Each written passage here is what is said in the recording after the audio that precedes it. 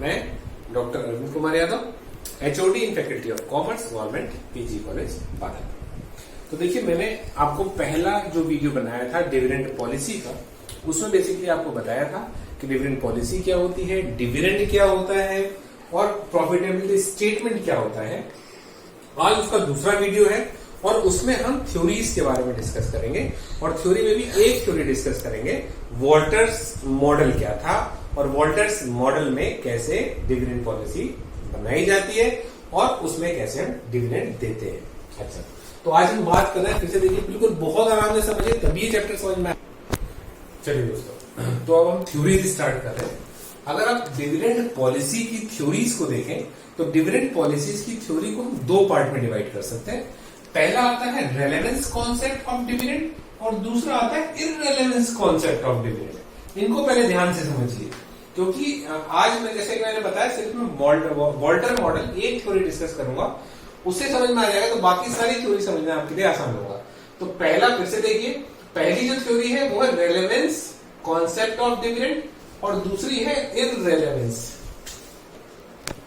तो relevance concept क्यों कहते हैं? क्योंकि यहां पे देखिए हम कहते हैं पेमेंट ऑफ डिविडेंड और not will impact on market price. बिल्कुल सीधे तौर पे समझिए कि अगर आप डिविडेंड देंगे तो उसका मार्केट प्राइस पे कुछ इफेक्ट पड़ेगा।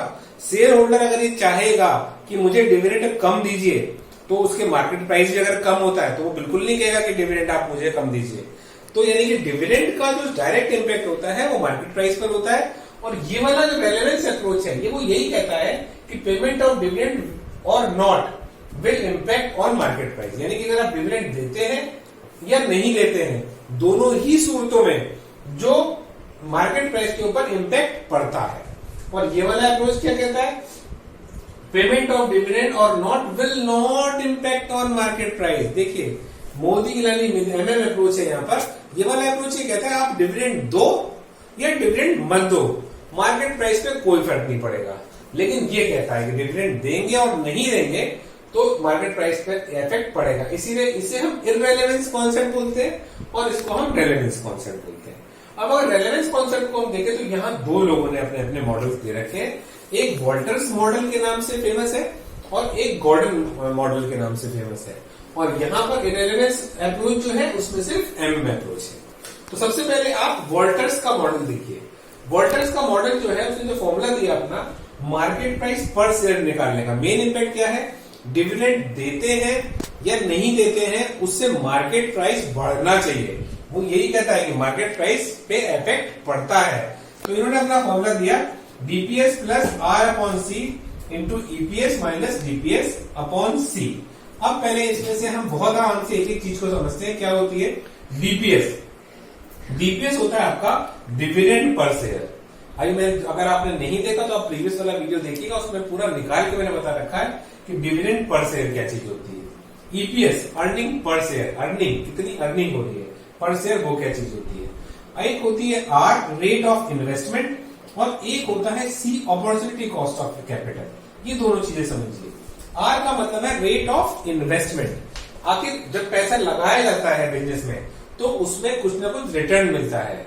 वो जो रिटर्न मिल रहा है इन्वेस्टमेंट के ऊपर वो कितने परसेंट है, वो वाला कहलाता है आर। मसलन कि आप शेयर होल्डर से ये कहते हैं कि आप हमारे यहाँ अगर पैसे लगाते हैं, हमारे बिजनेस में पैसे लगे रहने देते हैं तो हम आपको 15% का रिटर्न देंगे। तो ये क्या है? ये रिटर्न ऑन इन्वेस्टमेंट कहलाएगी। हमारे यहाँ पैसे लगे रहने दोगे तो आप 15% का। अब दूसरा देखिए, दूसरा होता है सी। सी का मतलब होता है opportunity cost of capital. Opportunity cost of capital का मतलब अगर आप सारा का सारा पैसा डिविडेंड के रूप में ले लेते हैं और उस पैसे को किसी दूसरी जगह इन्वेस्ट करते हैं तो वहां से जो रिटर्न मिलेगा आपको वो कहलाता है अपॉर्चुनिटी कॉस्ट ऑफ कैपिटल। अब इनको ध्यान से समझिए। सपोज करिए आप हमारे यहाँ पैसे लगाते हैं, मैं आपको 100 रुपए में 15% का रिटर्न दे रहा हूं। दूसरी जगह पैसे लगाएंगे, आप मेरे से डिविडेंड ले लेंगे और दूसरी जगह पैसे लगाएंगे तो वहां पर आपको रेट मिलेगा 10%। तो आप क्या फैसला करेंगे?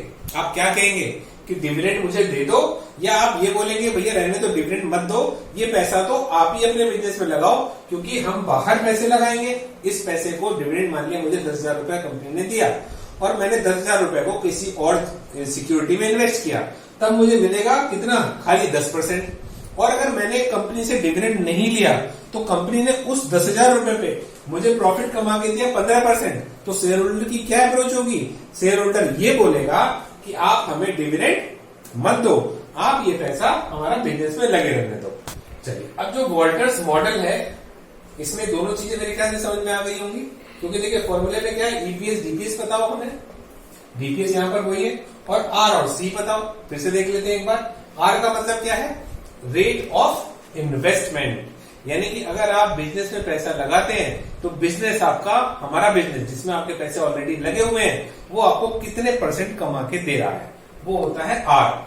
और सी का मतलब था अपॉर्चुनिटी कॉस्ट ऑफ कैपिटल, अगर आप हमारे यहां नहीं लगाते हैं, उस पैसे को कहीं और लगाते हैं, तो आपको कितने % का रिटर्न मिलेगा, वो होता है अपॉर्चुनिटी कॉस्ट ऑफ कैपिटल। अगर इससे रिवर्स, आप सोचिए इससे रिवर्स पोजीशन हो जाए, इससे रिवर्स पोजीशन का मतलब कि हमारे बिजनेस में तो आपसे कहा जाए कि भाई हमारे यहाँ तो 10% खाली रिटर्न मिलेगा, और जो अपॉर्चुनिटी कॉस्ट ऑफ कैपिटल है, यानी कि अगर इस पैसे को आप किसी और जगह लगाते हो तो वहां पे आपको 15% का रिटर्न मिलेगा। तो आप क्या बोलोगे, आप ये कहोगे भैया ऐसा है कि सारा का सारा डिविडेंड मुझे ही दे दो, मैं ये पैसा किसी और जगह लगा देता हूं। तो जो वॉल्टर्स का मॉडल था, वॉल्टर्स के मॉडल में इन चीजों को समझना बहुत जरूरी था कि आर और सी क्या इंपैक्ट डालता है। और देखिए इसकी कुछ एजम्पशंस भी हैं, हर जितने भी मॉडल्स में हम बताएंगे यहाँ पर, उन सारे मॉडल्स की अपनी अपनी एजम्पशंस हैं, क्योंकि इन्होंने अगर अपना मॉडल दिया तो कुछ ना कुछ चीजें एज्यूम करके दिया। सबसे पहली चीज इन्होंने क्या एज्यूम करी, no external financing. No external financing का मतलब ये मान के चले हैं कि हमारे पास सिर्फ इक्विटी वाले ही फाइनेंसिंग है, हम इक्विटी से ही पैसा ले सकते हैं और कोई ऑप्शन नहीं है। दूसरा, कांस्टेंट रेट ऑफ इन्वेस्टमेंट, जो इन्वेस्टमेंट का रेट है जो हम यहाँ बात कर रहे हैं, ये जो अब है यही कांस्टेंट रहेगा, आगे भी इतने ही % का रिटर्न मिलेगा। तीसरा, constant opportunity cost of capital, जो अपॉर्चुनिटी कॉस्ट की बात मैं यहां पर कर रहा था, ये भी जो कॉस्ट है ये भी कांस्टेंट रहेगी, फिक्स रहेगी, फ्यूचर में चेंज नहीं होगी। तो ये 3 एजम्पशंस है। चलिए दोस्तों, तो अब जैसे कि मैंने वॉल्टर्स का बताया था, अब इसका इफेक्ट समझ लीजिए कि होता क्या है। तो इसमें मैंने 2 चीजें आपको बताई, आर और सी, दोनों चीजें आपको समझ में आ गई होंगी। आर का मतलब रेट ऑफ इन्वेस्टमेंट, कंपनी कितना कमा रही है, और सी का मतलब अपॉर्चुनिटी कॉस्ट कितनी है, यानी कि अगर हम दूसरी जगह लगाते हैं पैसा तो हमें कितना रिटर्न मिलेगा। अच्छा, अब वॉल्टर्स मॉडल को आप देखिए, वॉल्टर्स मॉडल कितना बढ़िया मॉडल है। इसमें इन्होंने सबसे पहले चीज बताई कि अगर आर ज्यादा है सी से, सोचिए शॉर्ट में भी आ सकता है ये, अगर आर ज्यादा है सी से, आर ज्यादा है का मतलब अगर रेट ऑफ इन्वेस्टमेंट, कंपनी में आप इन्वेस्टमेंट करेंगे, कंपनी ज्यादा कमा रही है, कंपनी की अर्निंग है 50,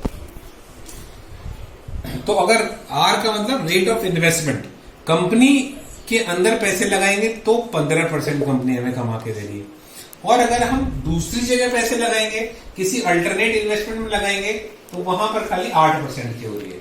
तब बताइए कंपनी के लिए बेनिफिट क्या होगा, आप लोगों, कंपनी आपके लिए बेनिफिट क्या होगा, शेयर होल्डर्स के लिए बेनिफिट क्या होगा। शेयर होल्डर्स के लिए बेनिफिट ये होगा कि उनका मार्केट प्राइस तब हायर होगा जब कंपनी उन्हें no dividend to be paid, कुछ भी डिविडेंड का पेमेंट ना करे, क्योंकि सारा पैसा कंपनी में, आप भी यही चाहोगे, आप चाहोगे बाहर तो 8% का रिटर्न मिल रहा है और कंपनी इतनी अच्छी चल रही है, कंपनी 15% का रिटर्न दे रही है, तो हमें कहेंगे ऐसा है कि हमें डिविडेंड नहीं चाहिए, आप तो सारा पैसा अपने ही लगा लो। शेयर होल्डर्स क्या बोलेंगे, तो एजीएम होगी, नहीं डिविडेंड कुछ नहीं चाहिए, बिल्कुल सारा पैसा कंपनी में लगा दो। तो यहां पर क्या होता है, जब आर ग्रेटर देन सी होता है तब मैक्सिमम रिटेंशन बोली जाती है कि मैक्सिमम रिटेन कर लो, और मैक्सिमम रिटेंशन क्या हो सकती है, पे आउट कितना करेगी कंपनी, 0%, सारा का सारा पैसा आप कंपनी में लगा लोगे। अच्छा, अब अगर इसकी रिवर्स सिचुएशन हो, इसकी रिवर्स सिचुएशन का मतलब ये है कि जो कंपनी में अगर आप पैसे छोड़ेंगे तो 8% मिलेगा, बाहर जो अपॉर्चुनिटी कॉस्ट है वो सपोज करिए 20% है, तब आप क्या बोलेंगे कि भैया कुछ भी पैसा रिटेन मत करो, कुछ भी पैसा रोको मत, सारा पैसा हमें दे दो। तो हम क्या कहते हैं यहां पर, देखिए नो रिटेंशन, कोई भी पैसा आप नहीं चाहोगे कंपनी रोके, आपका सारा का सारा मैक्सिमम डिविडेंड। तो इस केस में कंपनी क्या करना चाहिए कि मैक्सिमम डिविडेंड जो है वो शेयर होल्डर्स को पे कर देना चाहिए। यानी कि यहाँ पर अगर हम ऑप्टिमम पे आउट की बात करते हैं तो यहाँ पर ऑप्टिमम पे आउट क्या होगा, 100%, सारा पैसा शेयर होल्डर को दे दो, क्योंकि यहाँ पर बाहर में पैसे लगा के 20% कमा सकते हैं हमारी कंपनी सिर्फ 8% दे रही है। तो इस केस में जहां पर आर जो लेस देन सी होता है, वहां पर हम कहते हैं कि ऑप्टिमम पे आउट 100% है, यहां पर कंपनी को कोई पैसा रिटेन नहीं करना चाहिए। अच्छा, तीसरी चीज लेते हैं जहां पर हम कहते हैं R is equal to C. R is equal to C का मतलब यहां भी 10% और यहां भी 10%। तो मार्केट प्राइस कहां पर हायर होगा? कहीं भी हो सकता है। यहां पर डिविडेंड का कोई इफेक्ट मार्केट प्राइस पर नहीं पड़ेगा। तो फिर से देखिए, अगर आर ग्रेटर देन सी होता है तो मार्केट प्राइस कहां पर ज्यादा होगा शेयर का? जब आप डिविडेंड पे नहीं करेंगे, रिटेन सारा पैसा रिटेन कर लेंगे। दूसरा, अगर आर लेस देन सी होगा तब आपको कोई रिटेन ना करे, तब मार्केट प्राइस हायर होगा। मैक्सिमम डिविडेंड पेमेंट करना चाहिए, यानी कि पे आउट रेशियो 100% होना चाहिए। जितना अर्निंग हुई सारा का सारा डिविडेंड में बांट दो। और अगर दोनों इक्वल है तो यहां पर कोई इफेक्ट नहीं पड़ता है। तो मैं ये समझता हूं कि मैं ये अप्रोच जो आपको वॉल्टर्स मॉडल था, ये मैं आपको समझा पाया। और अगर आपको कोई चीज नहीं समझ में आई है तो आप मुझसे पूछ सकते हैं। और अगर आप चाहते हैं कि हाँ, आपको लग रहा है कि आपको मैं समझा पाया, आपको समझ में आया और मैं इस टाइप के और चैनल्स बनाऊं, तो आप मेरे इस चैनल को लाइक करें और सब्सक्राइब करें। शेयर बेल आइकन को दबाना मत भूलना।